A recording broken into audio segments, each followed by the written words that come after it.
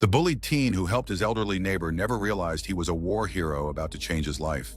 But that's exactly what happened to 16-year-old Lucas Morgan that autumn, when desperation and chance collided on Maple Street.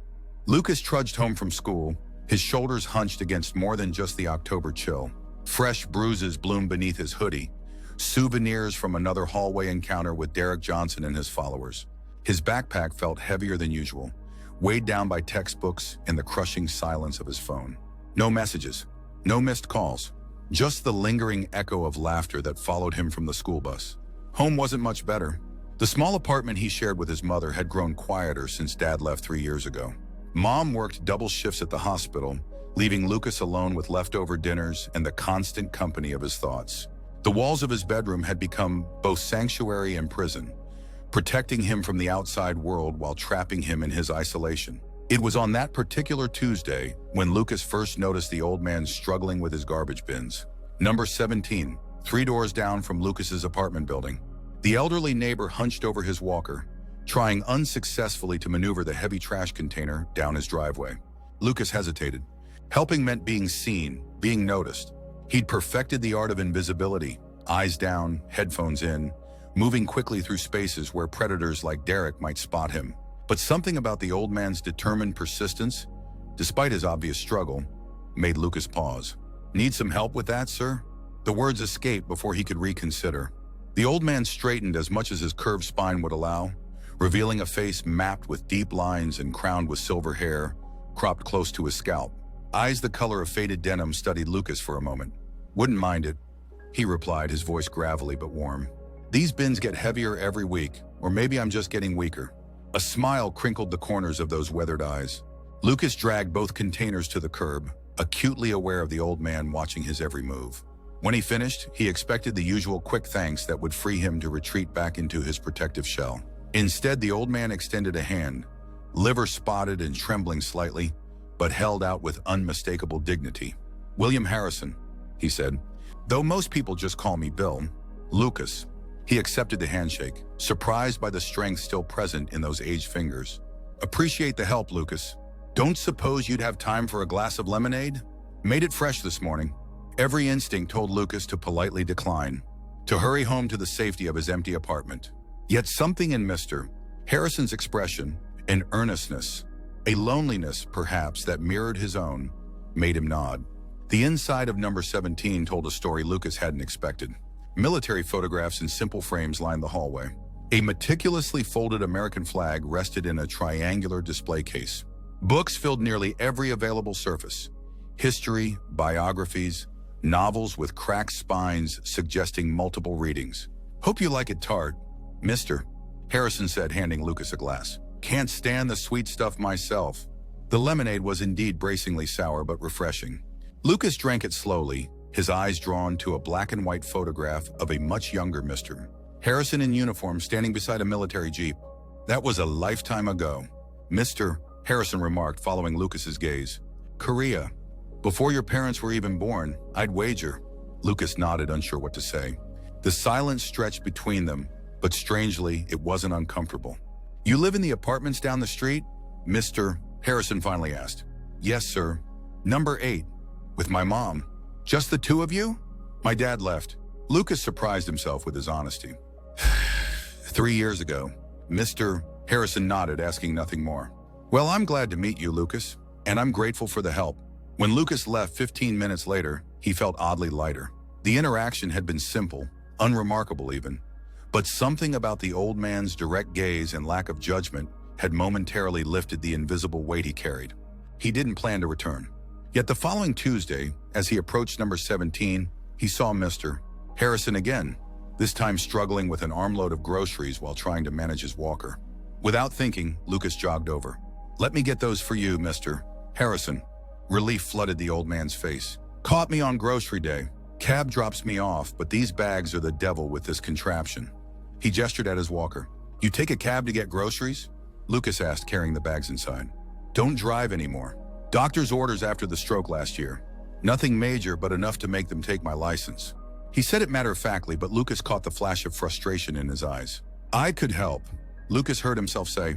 "With groceries, I mean. If you make a list, I could pick them up after school sometimes." The offer hung in the air between them. Mr. Harrison studied him, those faded blue eyes seeming to see more than Lucas was comfortable revealing. "I'd pay you, of course," the old man finally said. "You don't have to. I may be old, but I'm not a charity case." Mr. Harrison interrupted, his tone firm but not unkind. "You do work, you get paid. That's how the world works." And so began their arrangement. Twice a week, Lucas would stop by number 17. Sometimes he'd pick up groceries or prescriptions.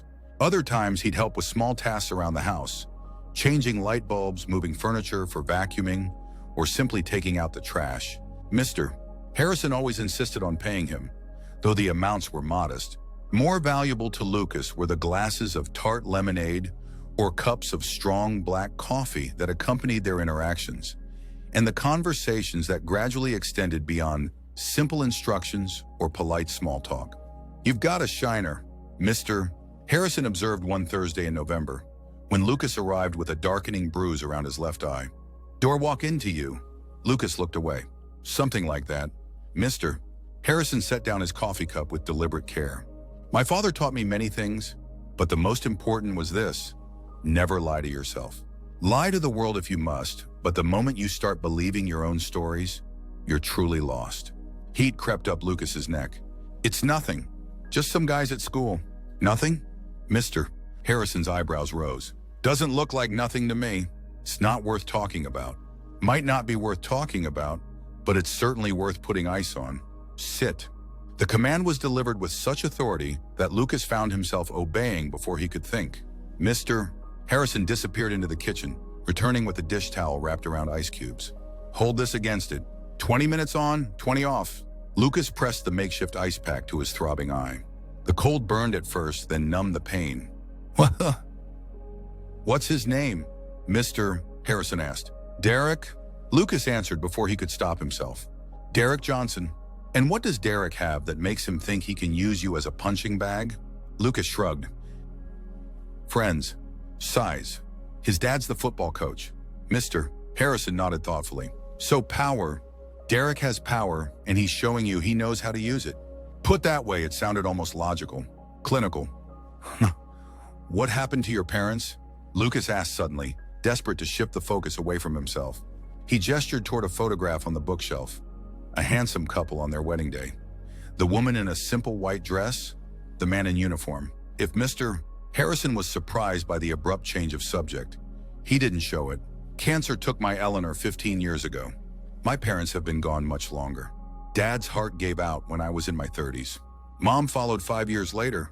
I'm sorry. Life happens." Mr. Harrison said simply. "Some parts we choose, others choose us." They sat in silence for several minutes, Lucas holding the ice pack against his eye, Mr. Harrison sipping his coffee. "You have people who'd miss you if you were gone?" the old man finally asked. The question caught Lucas off guard. "My mom, I guess." "You guess?" "She would," Lucas amended. "She'd miss me, but she's busy with work and everything." "And friends?" Lucas stared at the condensation forming on the outside of his lemonade glass. "Not really." Mr. Harrison nodded, not with pity, but with something like recognition. "I was like you once. Hard to believe looking at this old carcass. But I was skinny, awkward. Preferred books to baseball. Made me a target." Lucas looked up, skepticism evident in his expression. "Oh yes," Mr. Harrison continued, a slight smile playing at the corners of his mouth. "Tommy Aldridge and his gang made my freshman year hell. Beat me bloody more than once." "What happened?"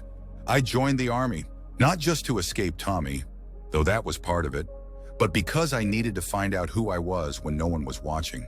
Turned out I was stronger than I thought." Lucas couldn't imagine the frail man before him as a soldier, facing real dangers rather than high school bullies. Yet the photographs throughout the house told a different story. A younger, stronger Bill Harrison in various uniforms and locations. Did it help? The army? Changed my life, Mr. Harrison said simply. Taught me that courage isn't about not being afraid. It's about being terrified and doing what needs doing anyway. When Lucas left that day, the bruise around his eye still throbbed. But something had shifted inside him. Mr. Harrison hadn't offered empty platitudes or useless advice about standing up to bullies. Instead, he'd offered something far more valuable. The recognition that Lucas wasn't alone in his struggles. As November deepened into December, Lucas found himself stopping by number 17 more frequently. No longer just for the modest payment, but for the conversations that had become a lifeline in his otherwise solitary existence. Mr. Harrison never pried, never pushed. Instead, he shared stories about his childhood in rural Pennsylvania, about basic training where he learned he could run 5 miles without stopping, about the friends he'd made and lost during his military service. He talked about Eleanor, his wife of 47 years, how they'd met at a USO dance and married 6 months later. Never had children. He told Lucas one snowy afternoon as they sat drinking hot chocolate. Eleanor couldn't. Doctors said something about her insides being twisted wrong. Broke her heart. Were you disappointed? Lucas asked. Mr. Harrison considered the question. At first, but disappointment is just expectation meeting reality. Once you adjust your expectations, the disappointment fades. He stirred his cocoa thoughtfully. Besides, we found other ways to leave our mark. Eleanor taught 3rd grade for 38 years. Hundreds of kids passed through her classroom.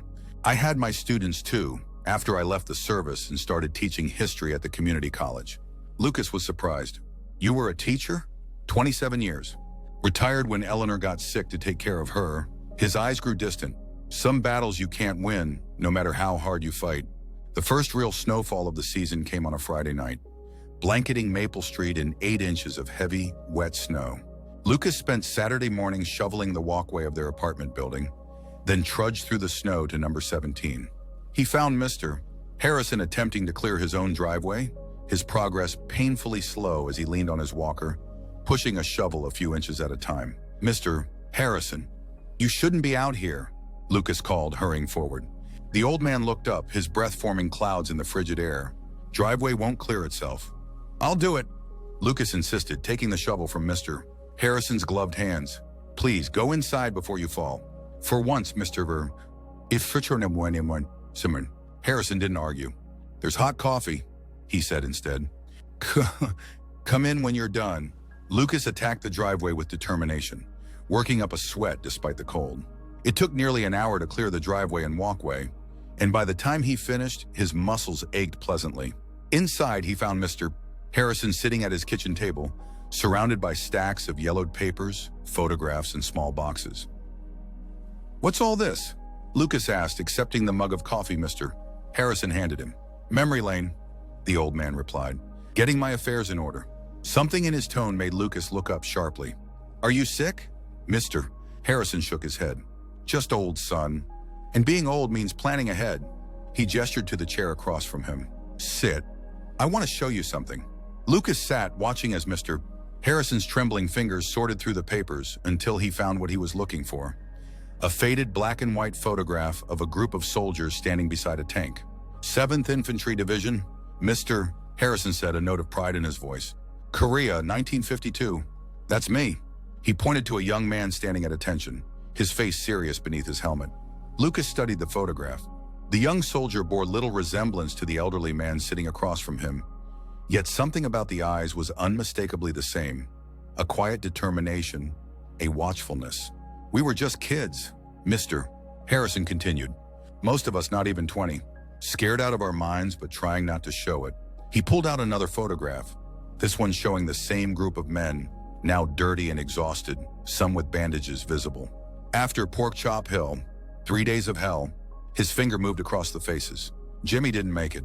Neither did Rodriguez or Thompson. Lucas remained silent, sensing that Mr. Harrison needed to speak, to remember. You know what's strange about war? The old man asked suddenly. It's not the fighting that stays with you. It's the waiting.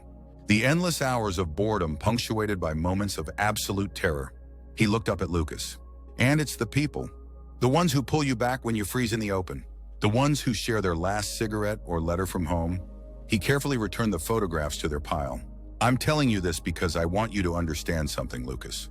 The strength you need to face your Derek Johnsons, to survive when life knocks you down, it's already inside you. But sometimes you need someone else to help you find it. The kitchen clock ticked loudly in the silence that followed. Outside, snow began falling again, soft flakes drifting past the window. I should go, Lucas finally said, rising from his chair. Mom will be wondering where I am. Mr. Harrison nodded. One more thing before you go. He reached for a small box and removed something that glinted in the kitchen light. A medal attached to a ribbon striped with blue and white. "Silver Star," he explained, "for gallantry in action against an enemy of the United States." Lucas stared at the medal. "You're a hero, Mr." Harrison's laugh was short, almost bitter. "No, just a scared kid who did what needed doing when it counted." He held the medal for a moment longer, then carefully returned it to its box. The real heroes are the ones who find courage in ordinary days, not just when bullets are flying. That night, Lucas lay awake in his bed thinking about Mr. Harrison's words, about courage in ordinary days, about the strength that might already be inside him, waiting to be found. Monday morning arrived with bitter cold and the usual knot of dread in Lucas's stomach. The school hallways seemed narrower somehow, the laughter louder, the eyes that slid past him or fixed on him with malicious intent more numerous. He made it until lunch before Derek found him. "Hey, freak." Derek's voice carried across the cafeteria. "Saved you a seat." Several of Derek's friends snickered. Lucas kept his eyes on his tray, quickening his pace toward an empty table in the corner. A foot appeared in his path. Lucas saw it too late. He stumbled, his tray clattering to the floor, sending milk and spaghetti across the linoleum. The cafeteria erupted in laughter. "Oops," Derek said, exaggerated innocence in his voice. "Clumsy much?" Lucas knelt to gather the scattered contents of his lunch, his face burning. A teacher appeared, helping him clean up the mess while shooting a warning look at Derek, who had already returned to his table, his back deliberately turned. The rest of the day passed in a blur of humiliation and anger. By the time the final bell rang, Lucas had made a decision. He wouldn't take the bus home. Instead, he would walk. A longer route that would ensure Derek and his friends would be long gone by the time he arrived in his neighborhood. The December afternoon was already growing dark as Lucas set out, his breath clouding in the frigid air. The longer route took him past downtown, where Christmas decorations brightened storefronts and lampposts. Despite his lingering anger, Lucas found himself slowing to look at the displays. Miniature villages, animatronic Santas, twinkling lights reflecting off fresh snow. He was so absorbed that he almost missed the sound. A faint moan coming from the alley between the hardware store and the dry cleaners. Lucas hesitated, then took a few steps into the shadowed passage.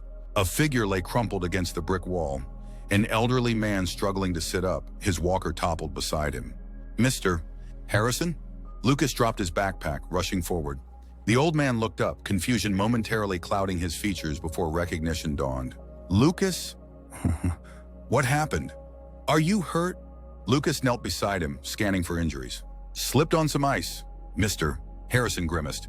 "Pekai, been here a while. Nobody noticed an old man taking a spill.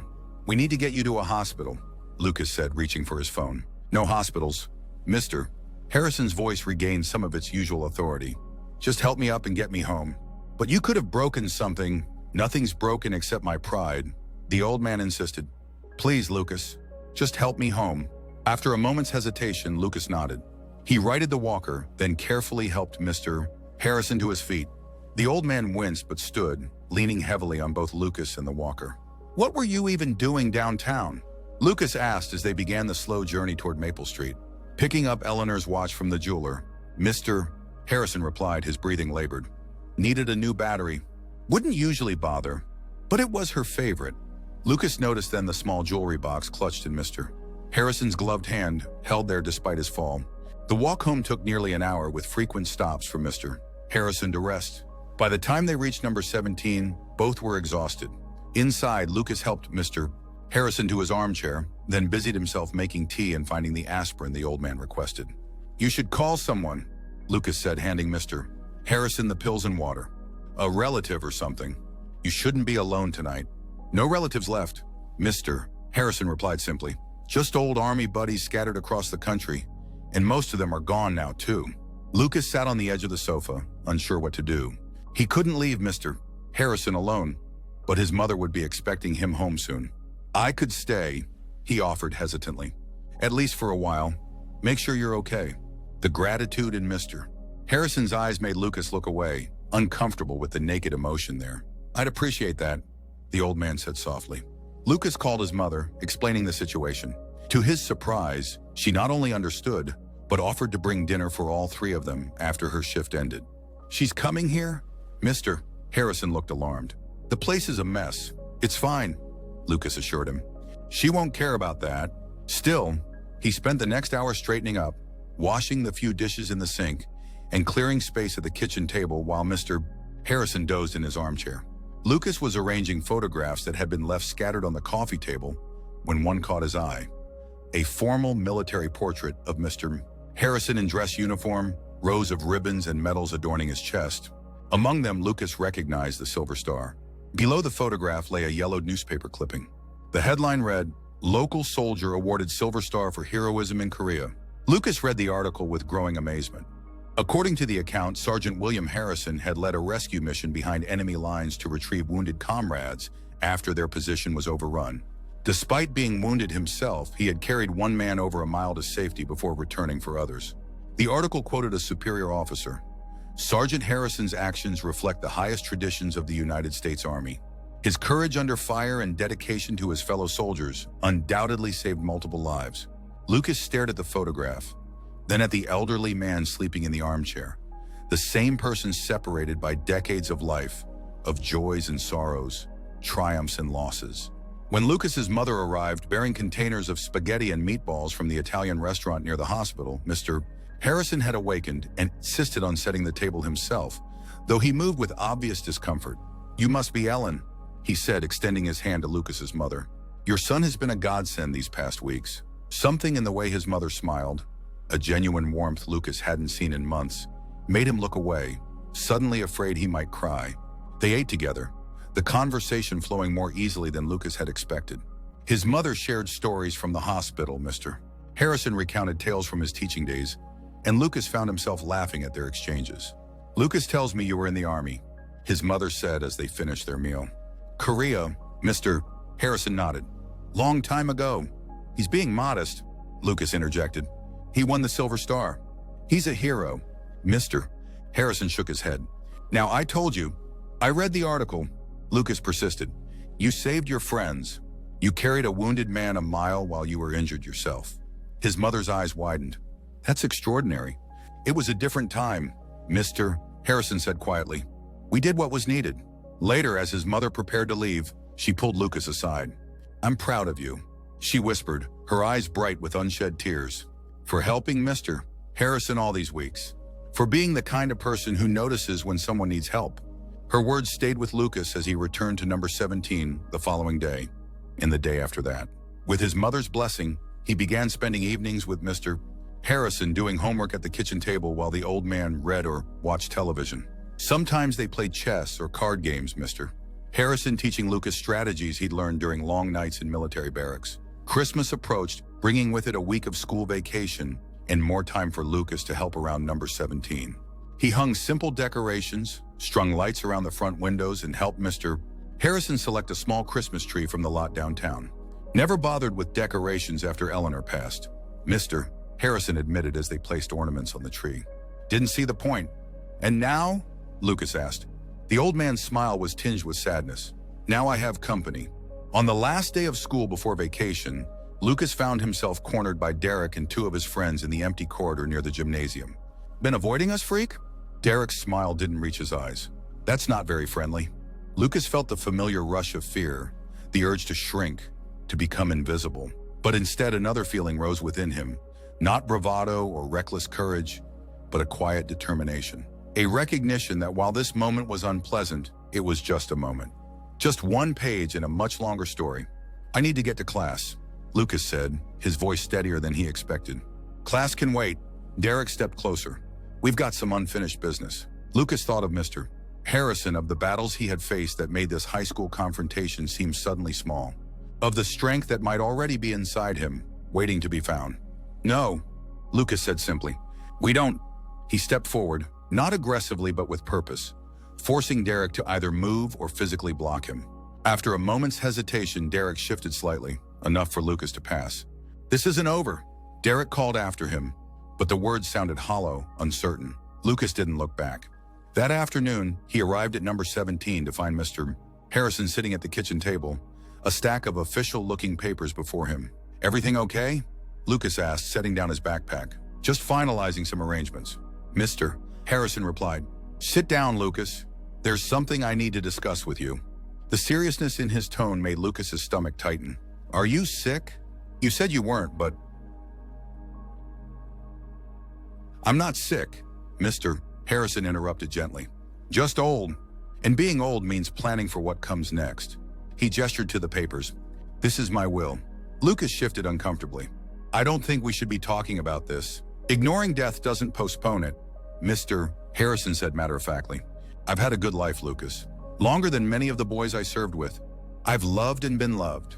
I've seen more of the world than that scared kid from Pennsylvania ever dreamed possible. He pushed one of the papers toward Lucas. I've made some changes. When I'm gone, this house and everything in it will be yours. Lucas stared at him, uncomprehending. What? You'll have to wait until you're 18 to actually live here, of course. But the house will be held in trust for you. There's also a college fund. Not huge, but enough to give you a solid start. You can't, I don't. Lucas stumbled over his words, overwhelmed.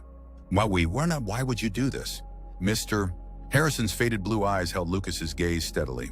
Because in these past weeks, you've become the grandson I never had. Because you deserve a chance to become the man I know you can be. And because I've watched you grow stronger every day, even when you don't realize it. Tears burned behind Lucas's eyes. I haven't done anything to deserve this. You showed kindness to an old man when you had nothing to gain. Mr. Harrison said simply. In my book, that deserves everything I have to give. The days that followed passed in a blur of emotion for Lucas. He continued visiting Mr. Harrison daily, their relationship deepened by the knowledge of the old man's intentions. They didn't speak further about the will or the future it promised, instead focusing on the present. Games of chess, conversations about books and history, simple meals shared at the kitchen table. On Christmas Eve, Lucas and his mother joined Mr. Harrison for dinner. The small house glowed with the lights from the Christmas tree and candles his mother had brought. They exchanged simple gifts, a new scarf for Mr. Harrison, books for Lucas, a delicate teacup for his mother. As they prepared to leave, Mr. Harrison pressed something into Lucas's hand. A small box wrapped in simple brown paper. Open it tomorrow, he instructed. The next morning, Lucas unwrapped the box to find Mr.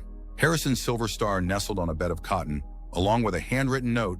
Courage isn't a medal. It's a choice made fresh each morning. You have it in abundance. Use it well. When Lucas returned to school in January, something had changed. Not dramatically. Derek still glared at him in the hallways, still made occasional comments.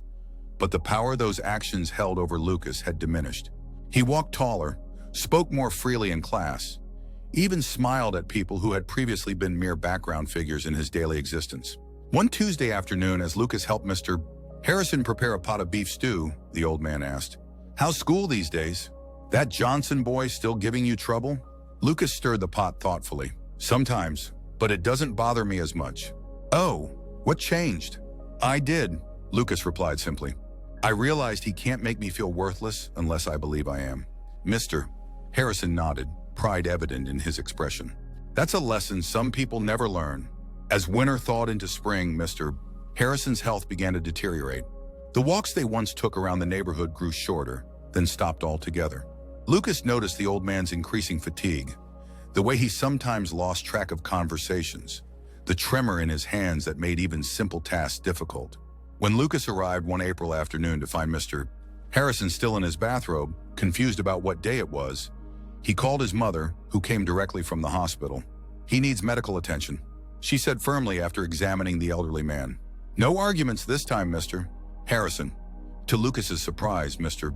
Harrison didn't protest as they helped him into his mother's car and drove to the hospital. The diagnosis came quickly. Pneumonia, complicated by Mr. Harrison's age and weakened heart. He'll need to stay for at least a few days, the doctor told them. We're starting antibiotics, but at his age, recovery can be slow. Lucas visited every day after school, bringing books to read aloud or simply sitting beside the hospital bed, completing homework while Mr. Harrison dozed. Sometimes the old man was lucid, his familiar dry humor intact as he complained about hospital food and overly cheerful nurses. Other times he drifted in and out of consciousness, occasionally speaking to people long dead.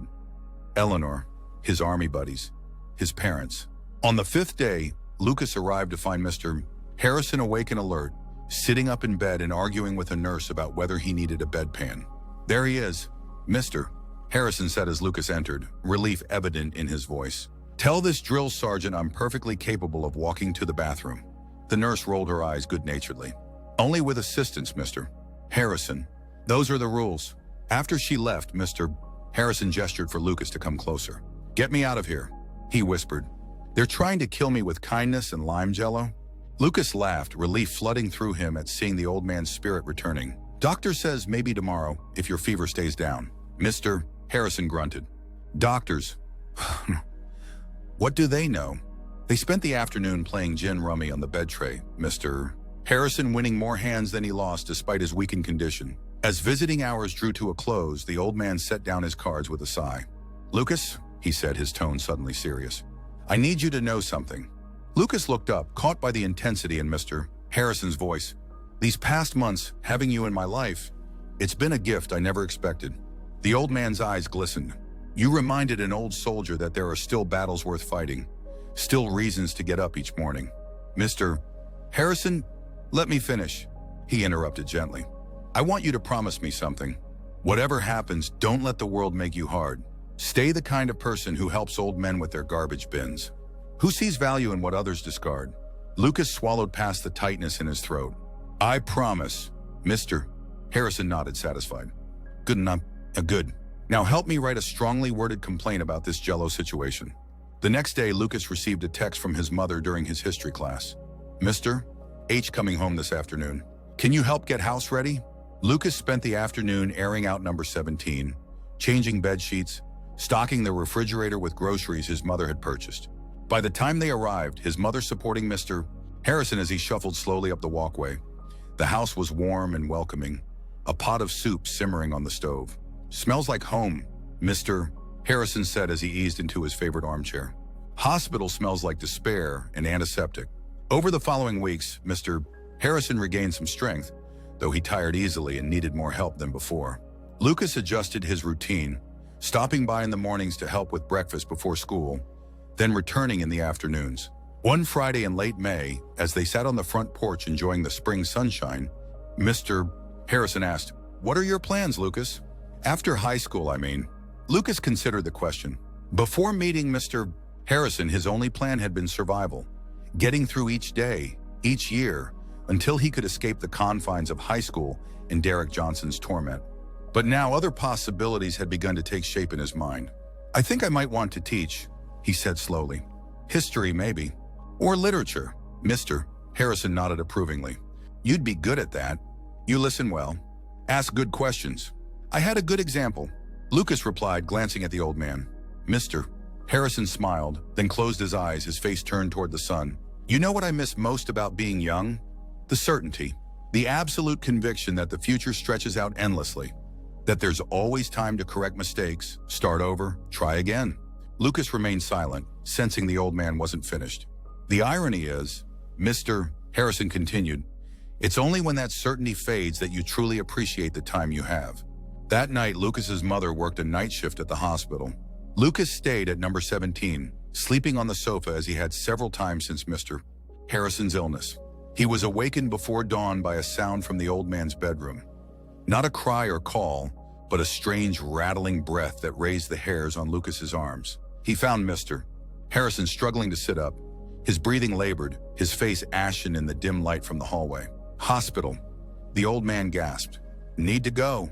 Lucas called 911, then his mother. The ambulance arrived within minutes, paramedics moving with practiced efficiency as they transferred Mr. Harrison to a stretcher, attached monitors, administered oxygen. "I'm coming with you," Lucas insisted, climbing into the ambulance before anyone could object. At the hospital, Mr. Harrison was rushed into the emergency room, leaving Lucas alone in the waiting area. His mother arrived shortly after, still in her scrubs from her night shift. What happened?" she asked, pulling him into a tight hug. "I don't know," Lucas whispered against her shoulder. "He was fine yesterday. We sat on the porch, talked about school. Then this morning, hours passed. Doctors came and went. Forms were signed. Coffee was consumed from paper cups that grew cold before they were empty. Finally, a doctor approached, the same one who had treated Mr. Harrison's pneumonia. "He's stable," she said, her expression grave. "But I'm afraid it's his heart. He's had a significant cardiac event." "Will he be okay?" Lucas asked, his voice small. The doctor hesitated. "He's responding to treatment, but at his age, with his history, we need to be prepared for the possibility that this might be the beginning of the end." When they were finally allowed to see him, Lucas was shocked by Mr. Harrison's appearance. The vital, determined man who had fought pneumonia just weeks earlier seemed to have aged years overnight. Tubes and wires connected him to various machines that beeped and hummed around the bed. Yet when he opened his eyes and saw Lucas, a smile transformed his face. "Still here," he whispered. "Of course you are," Lucas replied, taking his hand carefully to avoid disturbing the IV. "Too stubborn to go anywhere." "Mister." Harrison's fingers tightened weakly around Lucas's. "Good try, though," he murmured, his eyes drifting closed again. Days passed, blending into one another as Lucas divided his time between school, the hospital, and brief stops at home to shower and change clothes. His mother arranged her shifts to allow one of them to be with Mr. Harrison as much as possible. By the end of the first week, it became clear that Mr. Harrison would not be returning to number 17. The damage to his heart was too severe, his body too weakened to recover. "I've had a good run," he told Lucas one afternoon as they sat together. Lucas reading aloud from a history book about the Korean War. Better than many. "No regrets." "Don't talk like that," Lucas said, closing the book. "You'll get better." Mr. Harrison shook his head slightly. "Some battles can't be won, son. This old soldier is ready for his final march." Tears burned Lucas's eyes. "I'm not ready." "I know." Mr. Harrison's voice was gentle. "But you're stronger than you think. Remember what I told you about that medal? That courage is a choice made fresh each morning," Lucas recited. "That's right. And you'll keep making that choice long after I'm gone." The end came peacefully on a Sunday morning in early June. Lucas had fallen asleep in the chair beside the hospital bed, his hand resting near Mr. Harrison's. He woke to the sound of the heart monitor's steady tone changing, becoming a single, unbroken note. Nurses rushed in. A doctor was called, but Lucas knew before anyone said the words. The presence that had filled the room, the vital essence of William Harrison, was gone, leaving behind only the shell that had housed his indomitable spirit. The funeral was held the following Thursday. To Lucas's surprise, the small chapel was filled. Former students, fellow teachers from the community college, veterans in dress uniforms, neighbors from Maple Street, even a few elderly men who had served with Mr. Harrison in Korea traveled from across the country to pay their respects. Lucas sat in the front row beside his mother, the Silver Star medal in his pocket, a tangible connection to the man whose life had so unexpectedly intertwined with his own. As people rose to share memories and stories, a fuller picture of William Harrison emerged, the demanding but fair professor who pushed students to think deeply about history's lessons, the loyal friend who never missed sending birthday cards, the devoted husband who had tenderly cared for his wife through her final illness, the decorated soldier who had risked his life for his comrades. When it was Lucas's turn to speak, he approached the podium slowly, his heart pounding. He had prepared words carefully written and rehearsed, but as he looked out at the gathered faces, different words came. "6 months ago, I helped an old man with his garbage bins," he began, his voice steadier than he expected. "I didn't know he was a war hero. I didn't know he would change my life. I just saw someone who needed help." He paused, gathering his thoughts. "Mr. Harrison taught me that courage comes in many forms. Sometimes it's dramatic, carrying a wounded friend through enemy territory. But more often it's quiet, facing each day's battles with dignity, extending kindness when you've been shown none, finding strength when you feel weakest." Tears blurred his vision, but Lucas continued. "He showed me that true heroism isn't about medals or recognition. It's about the choices we make when no one is watching, the person we decide to be when life is hardest." His hand touched the pocket where the Silver Star rested. "I'll never wear the uniform Mr. Harrison wore. I'll never earn the medals he earned. But I promise to live by the values he taught me, to face life with courage, to extend kindness even when it's difficult, to recognize the heroes who walk among us disguised as ordinary people." Summer arrived in full force. Lucas divided his time between a part-time job at the library and getting number 17 ready to rent until he turned 18. His mother had helped him navigate the legal complexities of Mr. Harrison's will, setting up the trust that would hold the property and the modest college fund the old man had established. On a sweltering July afternoon, Lucas sat on the front porch of number 17, sorting through the last of Mr. Harrison's personal effects. Most had been donated or distributed according to the will's instructions, but a few items remained: photographs, letters, medals that Lucas couldn't bring himself to part with. As he carefully placed these treasures in a wooden box that had once held Mr. Harrison's chess set, Movement on the sidewalk caught his attention. A young family was walking past. Parents with a boy of about 10 or 11, clearly new to the neighborhood. The boy's downcast expression and hunched shoulders struck a chord of recognition in Lucas. The family paused at the driveway of a house across the street, the adults pointing out features while the boy remained withdrawn, hands stuffed in his pockets. Without thinking, Lucas stood and crossed the yard. "Hi there," he called. "Are you moving in?" The parents turned, surprised but smiling. "Yes, just got the keys today," the father replied. "I'm David, this is my wife Angie and our son Michael." Lucas introduced himself, then focused on the boy. "Hey Michael, if you need someone to show you around the neighborhood, let me know. There's a great park a few blocks away, and the library has some awesome summer programs." Michael looked up, wariness battling with hope in his expression. "You live here, just across the street?" Lucas gestured toward number 17. "I'm heading to college in the fall, but I'm around all summer." Something in the boy's posture eased slightly. "Okay, thanks." As Lucas walked back to the porch, he felt a familiar presence. Not physically, but a warmth that seemed to wrap around him like an approving embrace. He glanced at the silver star in his hand, then up at the blue summer sky. "I remember my promise," he said softly. "I'm still the kind of person who helps." And somewhere Lucas was certain William Harrison was smiling.